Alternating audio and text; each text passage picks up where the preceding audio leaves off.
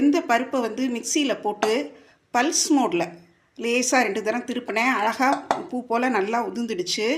இப்போ என்ன பண்ணியிருக்கேன்னா, அடுப்பில் அதே ப்ரெஷர் பேனை வச்சு தேங்காய் எண்ணெய் ஊற்றிருக்கிறேன். இது தேங்காய் எண்ணெய் தாளிக்கிறப்போ நல்லா டேஸ்டியாக இருக்கும். அதில் 1 ஸ்பூன் கடுகு போடுறேன். கடுகு வெடித்தோடனே நம்ம கொஞ்சம் பெருங்காயம் சேர்த்துக்கலாம். கடுகு வெடிச்சிருச்சு, உளுந்து செவந்துருச்சு. ஏற்கனவே அந்த பருப்பு அரைச்சதுலேயும் கொஞ்சம் பெருங்காயம் போட்டிருக்கோம்.